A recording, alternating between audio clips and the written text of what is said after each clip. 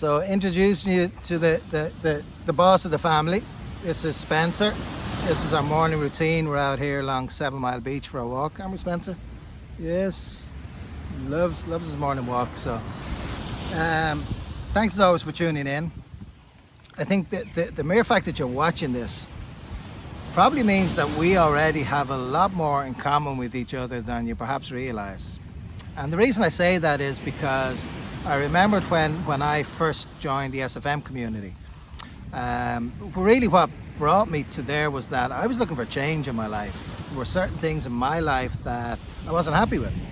And I felt that the SFM community and the SFM mentors could bring me that happiness in my life that I was missing in certain parts.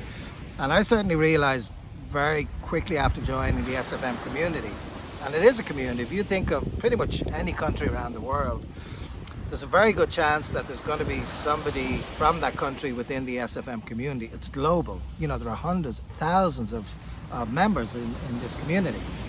And what I realized really early on in my journey was that most, I would say, and this is just my opinion, I would say most of us that are in the community we had that one thing in common, that we needed change in our lives, and this was the direction that we felt we could make that change. Now, I would say that that's not probably the case for everybody in the community, because there are some people that join to learn new digital skills. They maybe already have a company and they want to really give it more exposure in the online world and come into the community to learn more digital skills. So this is just my opinion, but a large percentage, I would say, are there to make change in our lives.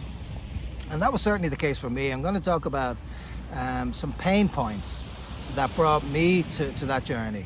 Now, I don't know what the proper definition or what, you know, the official definition for a pain point is, but to me, in very simple terms, a pain point, in my understanding, it's something that, it's not a positive thing. It's something, if I'm talking about pain points in my life, it's things in my life that bring me pain, that I'm not happy about, and that I want to make change. Not necessarily that I do make change, but that I absolutely want to make change. Maybe I don't know how to make that change. And for me, when I look back on some of my pain points before getting into the SFM journey, they were very clear for me. You know, I'd spoken in previous videos.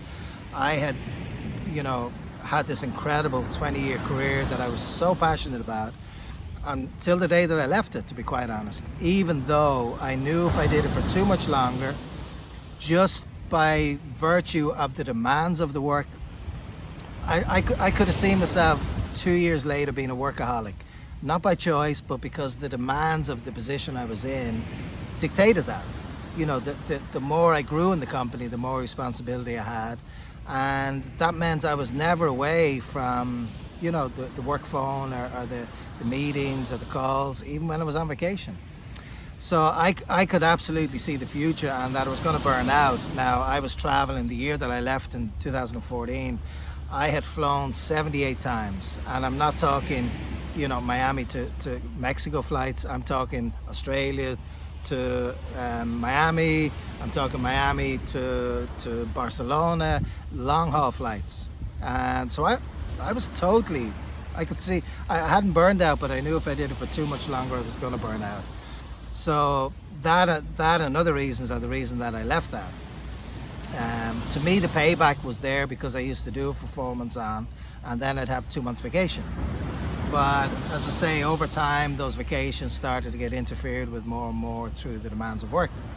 So that was a definite pain point for me in finding something to replace that passion without it being that demanding. And I struggled with that, to be quite honest. I worked with Ritz-Carlton brand for a while down here, an amazing brand, but it was kind of more of the same. I was in a management position, I had a work phone, I was never away from it. I'm like, this is not what I want. This is what I wanted to get away from. And then my most recent job down here was in sales, and there were so many pain points within that. First of all, I didn't have the passion for it, but it paid the bills for the time I did it. And also, I was never, you know, having a work phone, I was never away from it. I'd be home at night, there'd be messages popping up that would require answers. I had to work on a Saturday, which drove me scatty. Now, I'd pull away early at about 1 o'clock, but I hated it. I hated having to work on a Saturday. And added to that, I get home on a Saturday, I turn the phone off, I put it in a drawer because I didn't even want to see the thing. But on Sunday evening, I knew that I had to take that phone out at 8 o'clock in the evening, I had to switch it on, and I had to start responding to messages that came in over the weekend.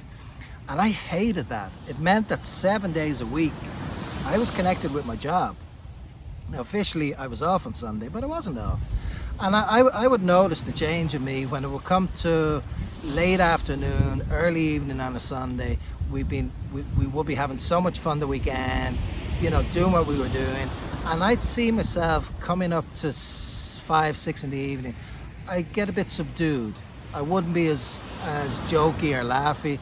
And what it was that I knew that I was going to have to jump into work mind a couple of hours later. And that's the impact it had on me. That was a pain point.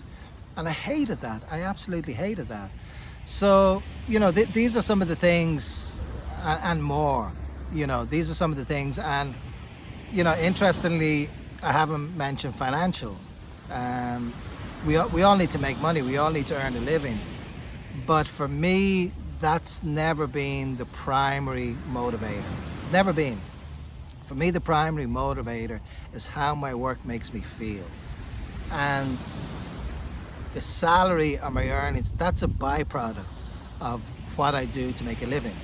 And for example, when I walked away from my job in 2014, I was earning a 6-figure salary quite nicely. So I walked away from that because even though I had that and I had this corporate lifestyle, I wasn't happy.